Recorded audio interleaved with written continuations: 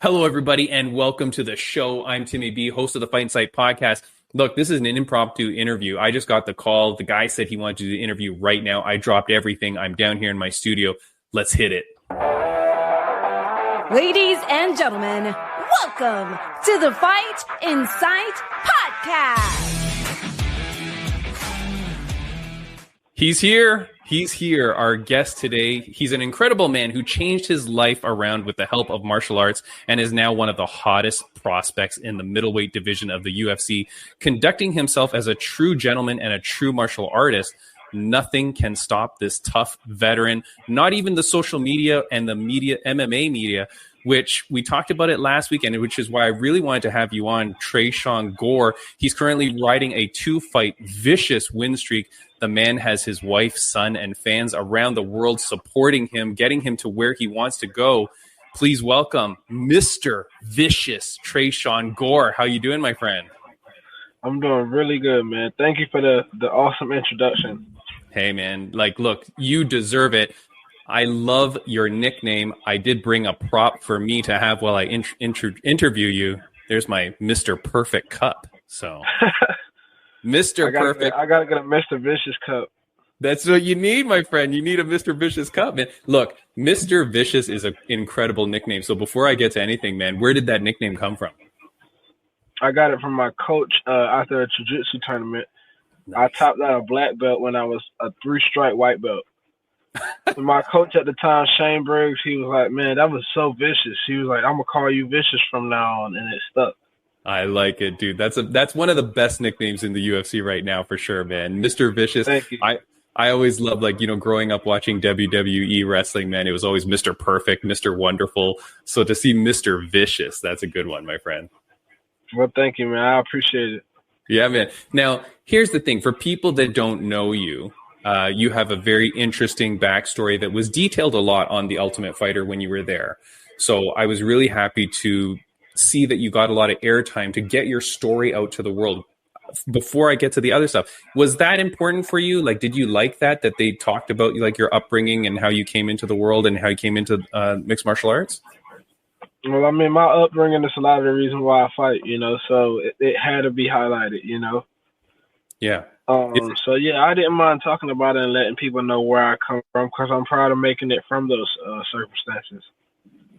Yeah, man. And I think it's really amazing because now you're such a family guy, right? Your beautiful wife and your son, who I just saw before we started the podcast, right? That's a huge inspiration to you. And everything you seem to do is so that you can honor them and give them a good life. For sure, man. And yeah, man, my family is a huge key part of it. And God blessed me with them for sure.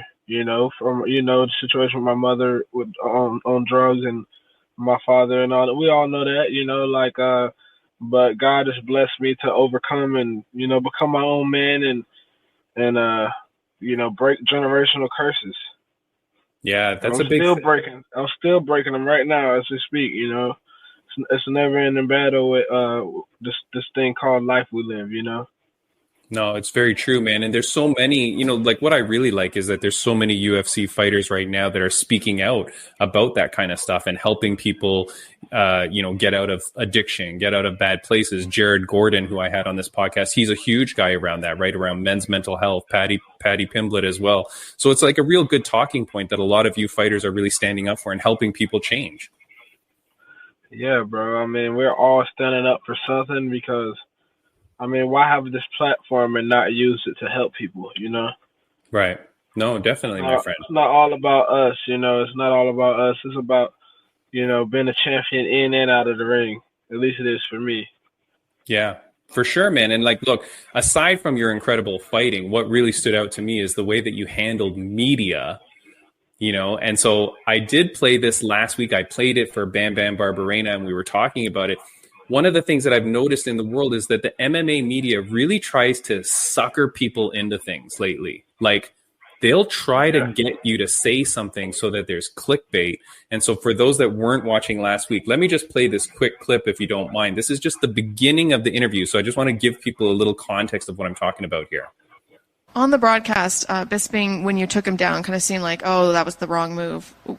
When you were doing that, were you able to hear that kind of criticism? Did you know what? Man, Bisping literally always does that. I don't know why. Like, everything I do is just untechnical and wrong.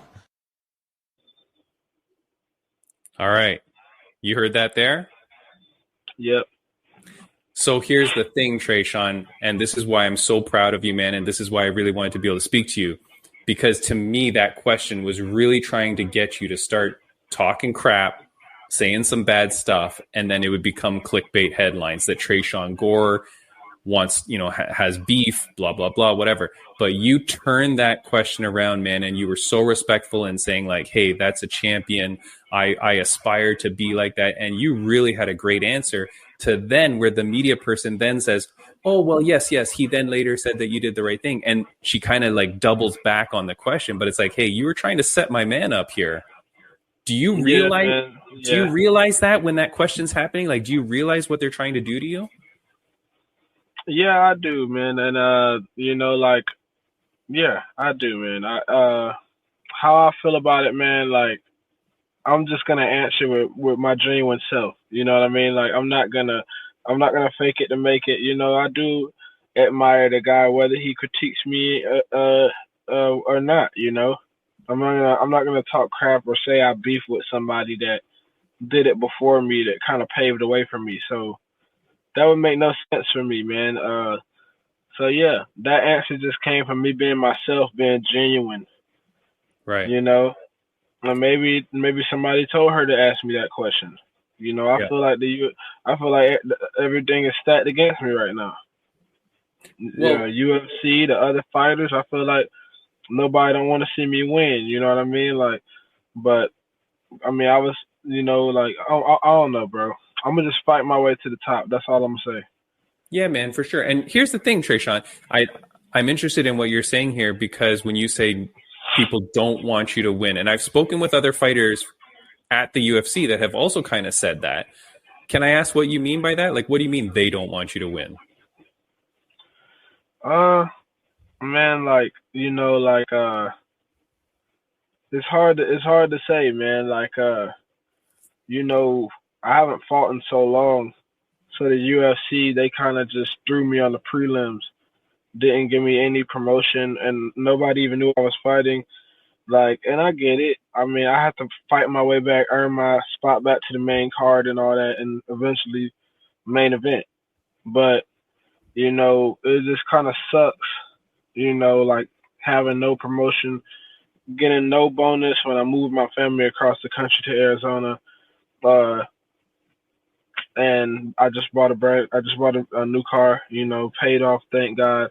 But it's just like, and on top of that, like, other fighters look at me, they saw the past losses that I had, and they think it's easy pickings over here, and I don't like that. I really truly don't, and I'm gonna sleep these guys. I really am, man. Like I'm not saying that in a like cocky way. I'm actually very serious. I'm gonna sleep people when I come back because I'm figuring out myself a little more. I'm figuring out how to use the power God gave me.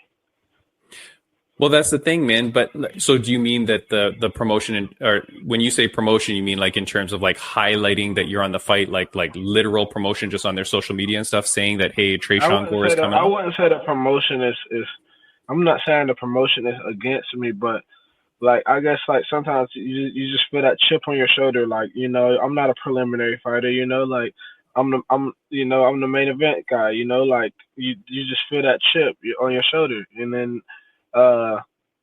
you just want the respect that you feel like you worked for these 13 years. I've been working for 13 years, so I just feel like what it is like the UFC wants me to earn my respect back in their way because I didn't fight Bo Nickel when I tore my scaphoid ligament in my wrist. I didn't fight when I tore my labrum in my left shoulder as well. And they just want to see if I'm gonna show up, and I'm gonna show them that I'm gonna show up every time and show out. So it's all good. It's all good. That's just how I feel, though. I just feel like the world's stacked against me. Dude, yeah, but look, man, your last two performances absolutely bonkers, like crazy, crazy performances, man. Coming back, like you said, from those injuries, the layaway that you had, and you bounced back, man. I was talking with another fighter before, and we talk about this on the podcast a lot about like, to me, the biggest thing that the biggest character that someone can show is how they react to losses. Like, how do you bounce back? And you have like changed everything. Like, you've figured out how to win at the highest level. You are sleeping, dude, earning bonuses, man. I really hope that you believe and that you see that like sky's the limit for you, my friend. I do. That's why I'm here, man. I'm not here to just be in the roster. I'm not, Yeah. And as far as the losses that I took, like they were against people that I know I could beat. So that easy. Like I know I can beat the people easy that I lost to, and uh, you know, like I said, those losses kind of humbled me. They brought me down to earth more, and they made me realize, like big boy, daddy's doing an interview right now. I'm gonna be in the house. Go in there and mommy right now. My boy's trying to come out. Come here real quick. Say hey to everybody. Say hey. Come here. Hurry up. Hurry up. Hurry up. Hurry up. Let's see this big guy here. Come on. Here he is. Hey, babe, I'm doing a podcast right now. Look at this guy. Look in the camera. Look. His name is it Junior? His name is Tresean Gore. Tresean Gore Jr. How you doing, Tresean? Say, how you doing? How you doing? How you doing? Look at this guy. How old is Junior? Show him he's 3. Oh, look at the hands up. Hands up. Look at him. Mama, big boy. He's going out there. But I'm sorry, man. He's my wife has him now. But no worries, man. What I was saying, man, is you were asking me like why I came back and how I came back and stuff. Right. For my losses.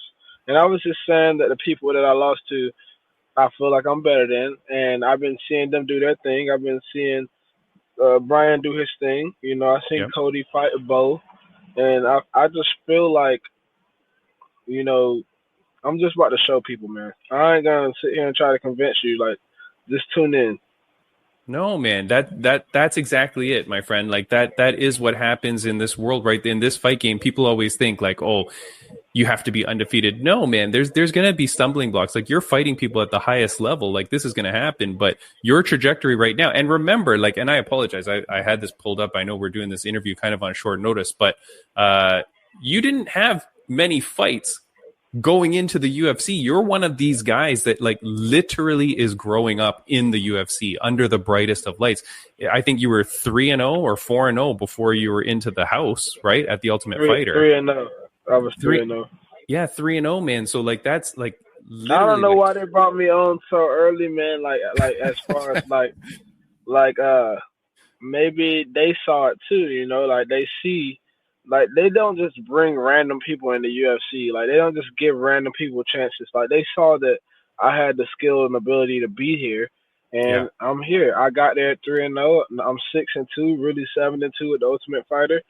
And, man, I'm about to wake people up. Like, they're going to stop disrespecting me and disrespecting my name, and they're going to see.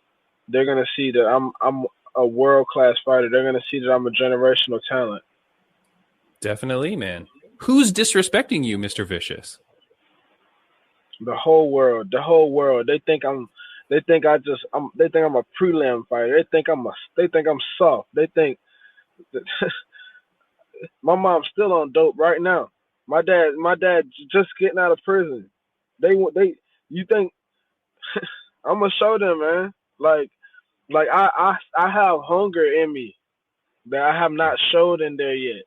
Like, I'm going to show them.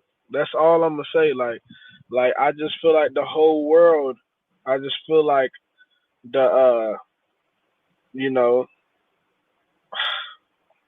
How can I put it into words, man? Like when I lost people, like some coaches kind of fell out of my life.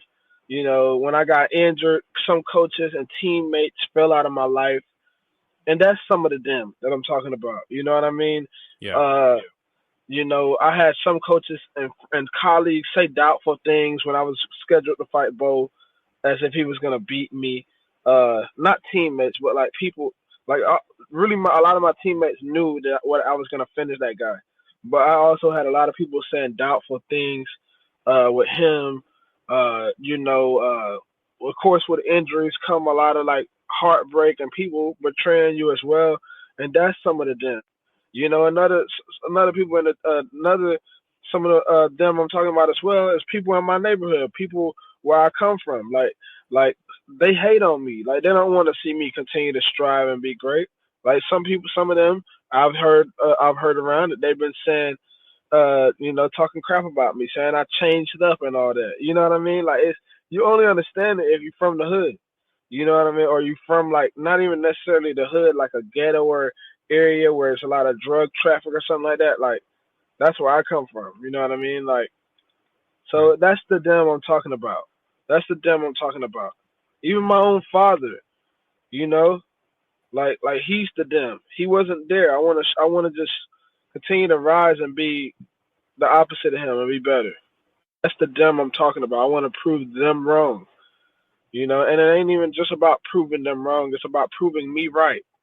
I've been believing I'm gonna be the greatest ever since I've been out here trying to make my way in this sport. I've been believing this. That's why I started training. When I first started training, I mimicked GSP. I mimicked the Spider Silver. I mimicked all the greats because I want to be my own great. And one day they will call me great, but they don't have a choice. Yeah, man. Dude, I love your passion, man. And look, if that is what it takes to drive you towards the success that you have, then man, keep that fire in you, man. Like, look, everyone is motivated and inspired by different things, and I can see the passion in you, man. Like every interview that I see of you, man, it is a true Tresean Gore that you're getting. You're a personable guy, man. You've got all that fire in you, man. Don't let that die, my friend. Like, really, man, this is what's gonna about to change your life, you know? Like, I just want you to know. Bro.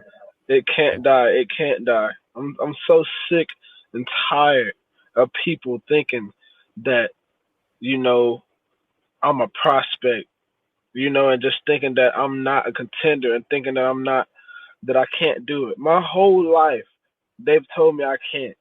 My whole life, bro. You called me on a day where I was already in my emotions. My whole life, they told me I can't.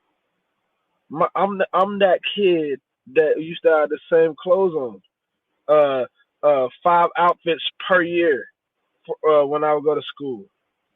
You know what I mean? My whole life, I've been the one doubted. I've been the one not having. You know what I'm saying? I'm just ready, man. I'm just ready to just go to another place in my life, bring my family to a whole nother level. And they won't win this time. Like it's my time, man. It's my time. You know, I watched my mom transform from a regular person to a full blown fiend. You know what I mean? Like that stuff really messes with you. And my mom don't like me talking about her addiction on interviews, but truth be told, like she's one of the things that drive me forward. You know what I mean? Because truthfully, it's hard to feel like you made it when your family is still hurting. You know what I mean? And I'm just ready, man, to just really just. I want to do this on another level, bro. Like all these fighters, they're just in here throwing punches. Like I just want to do this on another level, and I just pray God gives me the strength to do it on the level that I'm craving for. For sure, my friend. And he will, man. He will. Like, and already your life is like a testament to all that. Like, it's a testament to your family. It's a testament to your belief in God. It's a testament to like yourself. You know, like everything you are doing, man. Just know that there's people like Timmy B and the Fight and Sight podcast and people out there that are watching you and that do believe in you, man, and that you're kicking ass, man. You're doing the right things, my friend. I feel And like I'm not though, man. I feel like I haven't started yet. All right, like that choke, I was happy, but I was also sad because I was like, dang, why they gotta have all these knockouts? Tonight I get my submission. Like all these well, bullshit cards that I watch while I've been out, they yeah, want yeah, to knock everybody out when I come back. And I was yeah, like, damn, like my biggest regret in that fight was not putting his lights out. But Antonio was right, a nice guy, and he was a very nice guy. He was a cool guy, and like I'm glad I didn't have to hurt that guy too bad because I liked him. You know what I mean? sure, I like battle when I fought him. That's why I let him pick his mouthpiece up multiple times. That's why I never really went for the kill. You yeah, know what I mean? But that's like now I realize you never be nice in there. You never let somebody get their mouthpiece. You go, you kill, and that's yeah. Well, why what I've been doing. no, that's what I was going to say though. That mentality's got to change though, right? That you cannot allow that to happen. You know And what you I can't mean? fight dumb. You can't go Yeah, in of there course.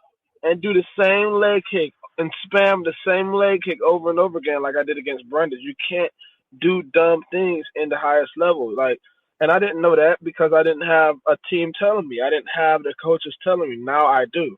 At the Yeah, MMA lab, I have accountability, and I've evolved. Like I have an IQ now. I'm gonna be picking people apart in there, and I'm gonna be throwing a lot of volume now. You know, doing things that I didn't do in the past because I'm just evolving. I'm 30 years old, and like you said, the sky is the limit. I did not come this far to let somebody bring me back down. I didn't. yeah. No, and I do want to say, All like, hey, all glory to Christ Jesus, bro. All glory to Jesus Christ. Like I don't know who's gonna watch it.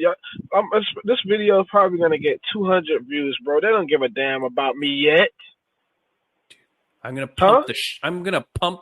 I don't want to swear because I know you don't like swearing. I'm gonna pump the crap out of this, man. People need to see you. That's the thing. I know, but I'm saying, bro, that's one of the damn I'm talking about. Look, this video is gonna probably get like 200, 300, 400, maybe 500 views. Like from now on, when they start seeing my name, they're gonna click. But now when they see me, they're just like, oh, that's just that guy that got the choke. Oh, that's the guy that was on the Ultimate Fighter. Oh, Brian's better than him. Oh, scroll. You know what I mean? Like I don't like that. I don't like that shit. You know what I mean? Like I know I'm elite. I know I'm the type. I believe in the Bible so heavily. Like I believe what I've been praying for. I've been. The Bible says when I believe what I've been praying for, and I believe I'm gonna get it. I'm gonna just Yeah. keep working. And like I said, your video might not hardly get no views because right now they don't respect me. But these people are so lukewarm. When they see what I'm about to do to these guys, they're gonna be clicking this video, coming back, revisiting it. You Yeah. know, at first it might not blow up. It will pop off when I become champion because I will become champion. I will become champion in Jesus' name. I won't stop. I'm a grind. I'm a grind, and I'm a grind so hard that that everything will have to move out of my way. Just watch, bro. Watch the next fight. You thought that choke was something, bro? I haven't even showed them my stand up yet. Like, and I'm not saying this in a cocky way, cause these dudes can knock my ass out of my next fight, bro. They could TKO me. I'm in a crazy dangerous sport, but I'm speaking through faith, bro. I can't see the other side, but I know God is with me there on the other side, and I believe I will stand victorious. I believe it too, man. I believe it too. Look, I from all the things you're saying, man, and I wish I could talk to you forever, dude. And I do hope that you come back on the podcast as well. I know my co-host Ringside Rain would love to see you, and she probably would have a million questions for you as well. But here's the thing, man. It's funny because last week we were talking about the like where people fight on the card because, of course, a few weeks ago now, by the time this airs, like Aljamain Sterling was upset that he was on the prelims. Chris Weidman and stuff like that. The media was saying like they shouldn't be on the prelims. Well, these are champions. These are champions. Like let's get that straight before we keep going. These dudes got every right. I gotta just shut the hell up in this fight. But I'm just saying, in my own mind, like I feel like I'm a champion, a future champion too. So give me a main card spot so I could show people, so I could be promoted, so I could build my following. You know, like it's hard to build your following when you're the second fight and people barely tune in to people barely tune in on the second fight. You know what I mean? So it's like it's hard to build anything off of that, build any momentum. But So before you keep going, those boys are champions, bro. Aljamain and Weidman. Chris Weidman are champs. They did it. They did what I'm trying to fight to do. So damn right, they don't deserve to be on the prelims. Me, I kind of do deserve it because hey, I didn't show up 2 times where I should have, but I was hurt though. I didn't want to jeopardize getting cut fighting hurt, so that's why I didn't. No. I hear you, but I'm just saying because some fighters don't care where they are. But what I'm hearing from you and what I like, and I appreciate your perspective on it, is that it does matter where I am on the card. I want to be on the main event. I want more eyes on me. I want to have that respect of who you are and what you're about to become. So you do care about where you are. Can I ask if then does that mean like you don't want to fight in the apex? You would rather be in a crowd? Does that matter to you as well?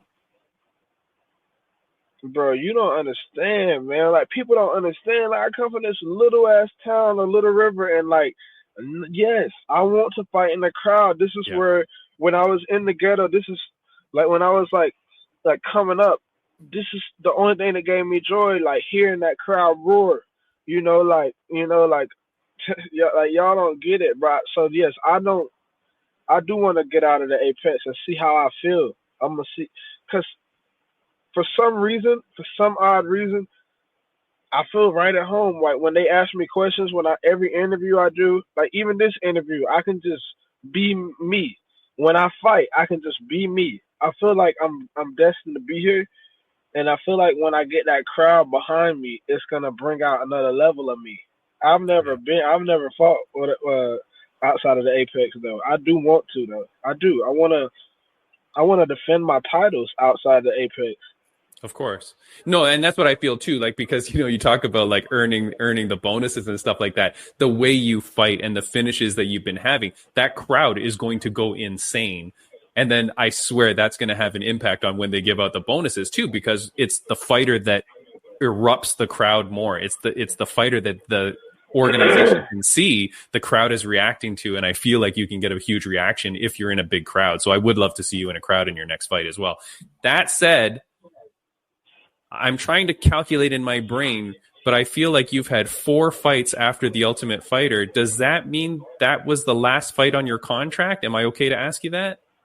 No, that wasn't the last fight. I got a new contract when they scheduled me to fight Bo, so I got 3 more fights. I just broke in a new contract. Oh, wait a second. So does that mean your last 2 fights were the first 2 fights on that contract? No, my last 2 fights. That was my last contract. I'm on a new contract. This first fight I just fought was the first fight on my new contract. I see. So you signed the new contract after your first win. Yeah, in the UFC, and then you other fights. Yeah, I got okay. Dude, I'm so happy for you. I'm so happy for you, man, because that's good. That means that you've got, you've got 3 more fights on this contract, 3 more big wins. They were telling me, oh, yeah, cut this guy. He's gonna go to work at Home Depot. Like after I lost, like it's like these very same fans that you trained for a decade, right? To try to impress and appease, right? They are the main ones that will break your heart and betray you when you fall down. If you go look at some of these fighters' comments after they lose, it's sad, bro. Mm-hmm. Like the MMA world will tear you down quicker than anything. And if you don't got God and a solid foundation and solid people around you, you will listen to that. Right. Dude, look, man, this interview has gone a million different directions than I thought it was going to, but I hear you on that. I hear you on that a million percent. My bad. No, dude, I love it, man. I love going wherever the guest wants to go, but I will say, man, one of the things I learned, and this is like on such a small scale compared to someone like you, but when I started this podcast, Tresean, of course, I thought my gym was going to support me. I thought they were going to promote. I thought my friends would support. I thought they'd buy a T-shirt. You know what I mean? You think, right? Dude, nobody. It's almost as if, and then I started to talk to other people about this kind of feeling I had. It's amazing how when you start to do something, and when you start to do a little bit well, how much it feels like people want you to fail. Like Yeah. the people you thought Yep. would support you, it's almost the opposite. It's almost, for some reason, it's like they want you to fail, and it's such a difficult thing to get over. It's And so very I can difficult. And so I can only imagine, like, when you're a professional athlete like you on that level, when you get that kind of feeling, man, it's messed up, dude. And it's something that people really like struggle. I've talked to so many people about it. It's terrible, bro. It's like you can't. It makes you not want to trust anybody. It makes you not want to have friends. You know, like Mm-hmm. a friend. What? Like, you know what I mean? Like, it's hard. It really Yeah. is when you're striving for something. Like people will literally people want to see you down on their level, Right. and they're gonna just sit there and just watch and watch and watch every little moment of yours and try to watch that moment where you fall. And that is so sad. It is And really, you know man. what? We gotta pray for their soul, bro. We can't allow that to make us hate them.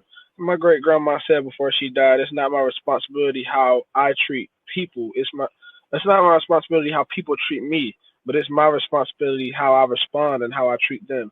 So they can treat us with all this hate, but we need to respond with love, and we need to keep grinding and keep us winning, and you continue to rise in your podcast, and me continue to rise as a fighter. It's us. It's us putting our foot on their neck even more. So that's all we got to do, and just pray that they find their salvation in Christ Jesus and get that hate and malice out of their heart. That's what we got to do for them. Yeah, definitely, man. It is definitely is how you react. I had two more questions for you, man, and I feel like you just answered my next one. Just two more questions. No, you good, brother. I did want to ask you, because of like your life and what you've gone through and what you're continuing to go through now, what would you say to kids out there that are needing a redirection in their life? Man, I would say pray. I say pray. I would say pray for sure, because it's like I could sit here and tell you everything I did, right? I. But to be real with you, it was God that got me where I'm at today. And I can't do for you, the kids that might view this, I can't do for you what he would do for you. There's no words I could put in to what God can do for you and what getting to know Jesus Christ could do for you. I know y'all hear him, athletes, say his name every day. I know y'all hear him in church. I know y'all see priests that molest kids that believe in Jesus, right? So y'all are like, I ain't gonna believe in that, right? Nah, that's disgusting. But bro, like that ain't Jesus that told them to do that. I want y'all to put the skepticism down about Jesus, and I want y'all to pray. That's how I want y'all to do. And just like the wind, you could walk outside on a windy day and you could feel the wind blowing, but you can feel that wind, right? But you can't see it. You can feel God, right? But you can't see him. But you can feel him though. So pray. And I say grind too. If you're in a situation where you're in the hood, don't stay there. If you live in Georgia, if you live in Louisiana, and there ain't no good gyms in Louisiana, then boy, you better get on that Greyhound. If you gotta go to China, if you gotta go to Las Vegas, if you gotta go to Russia, wherever you gotta go for your dream, go. 'Cause that's my mindset right now. I went to Georgia first. Now I'm going to Arizona. Yeah. You think I want to leave my home state of South Carolina? That comfort, that beach. I'm from the Myrtle Beach, Little River. Yes, but I left though, because if you're outside of your comfort zone, then you're winning. But if you're in that comfort zone and you're just like, you know what I'm saying? That's a way to lose. You know, so that's my advice for the young ones. That's my advice for not even just young ones, anybody watching. Yeah. If you want to be something, then you gotta shake up that comfort a little bit. You have to. You gotta jump off the porch. You gotta trust God when you go. You know what I mean? You gotta know that he's gonna hold you when everything goes sour. You gotta know he's there. Yeah. So that's my advice. I jumped off the porch with $600, 20 years old. No, 21 years old when I moved to Georgia. My wife, 19, $600. That's it. hotels, sleeping on blow up mattresses. Like, come on, man, sleeping in the car in the middle of winter. Right.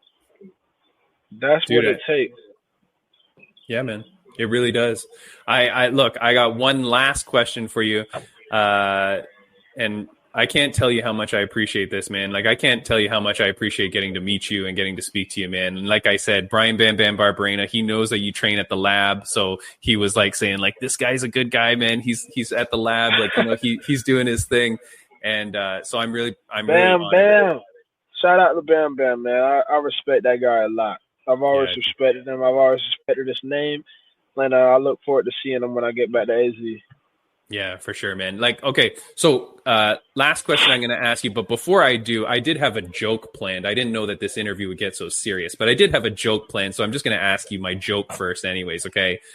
What is the number one cure for insomnia? Do you know? What is insomnia? Is when you can't sleep, like, right? Can't sleep, yeah. So if you can't sleep, what is the number one cure? Tresean Gore.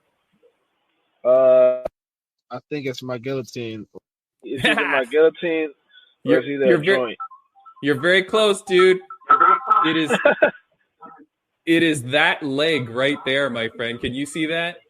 That is the right leg of Tresean Gore. I will say, if you grab that right leg of Tresean Gore, you're going to sleep. Do not do it. Oh, I see you've been studying, my friend. Yeah, man. They're thinking, okay, if I'm studying Trey, I'm gonna slam him to the opposite side, right? Okay, then go do your thing that y'all are studying. Go do what you plan and see if it's gonna work when we get in there. Yeah. Because when you sleep, when you have conscious from that left hook or that straight right, when you're half conscious, it's gonna be harder to defend. Yeah, it's not going to be a good night, man. Okay, Tresean Gore, my last question to you, my friend, and I appreciate you speaking about your family, because the last question that I ask my guests on this podcast is a question that my mom used to ask me almost every day of my life growing up. She would ask this to me, so I want to ask it to you. Mr. Vicious, Tresean Gore, on a scale of 1 to 10, how happy are you?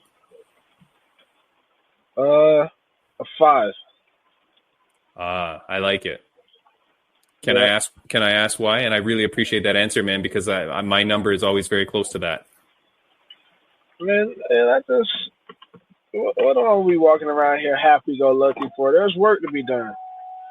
Like, I gotta pay my son's college tuition. I gotta get a house. I gotta get some land. I gotta rise in my sport. The main thing that gives me joy is for one, God, for one, the smile of my son. For two, the smile of my wife, and my friends and my real people around me that stuck with me through thick and thin. So yeah, I'm not that happy sometimes. I'm not, but I guess, like, you just got to accept that as a man, that not every moment is gonna be super happy, but as long as your family's happy, then it's okay to sacrifice your happiness for that. And I feel like that's what I've been doing. My son's happy. My son, he's playing as many toys as he wants. We got a little money. We got some money now. I can get my baby whatever I want.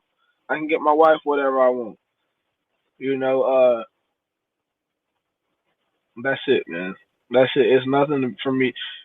Even when I get the world title, even when I am champion, when they be like, and new Tresean, Mr. Vicious, when they say that, all that, I'm still not gonna be as happy because I haven't passed Anderson Silva's record yet.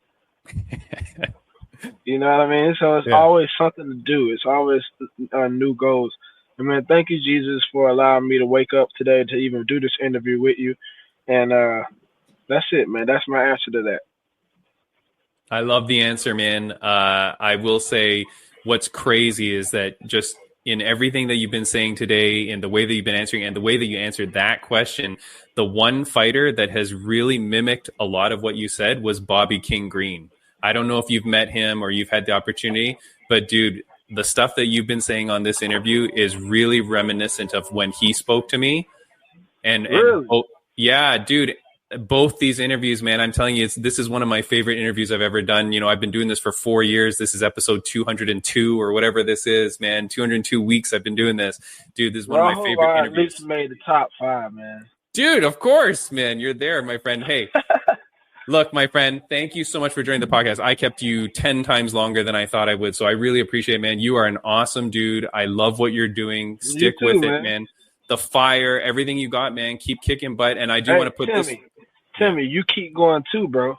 You keep freaking going too. You keep your foot on the pedal, even when you ain't getting as many views as you want, even when other podcasts, you know, your time's going to come. You just keep your faith in God, bro. We're going to get it.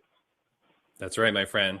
Now, look, I'm going to let you go because I know you've got to go play some video games with your son. Yeah. Go play some video games with your little boy, man. And thank you so much for joining the podcast. I really appreciate you, man. This time has been absolutely incredible. I wish you all the best, man, in your futures. And we will talk again one day. One day, man. One day. We were going to talk again. And, yeah, dude, thank you for allowing me to come on your podcast. And I hope that the video gets more than 100 views. You know, if it don't, bro, then it will one day. You know what I mean? Like, one day they're going to come back and see these things like, oh, let me look at Tresean's old videos before he did this or before he did that. You know what I mean? So, yeah, man, it's okay. Y'all could just scroll past right now. You know, it's okay. They're coming, man. Little Tresean, like, oh, the nobody right there. Oh, keep scrolling. Okay. My God's going to redeem me. God's going to redeem me.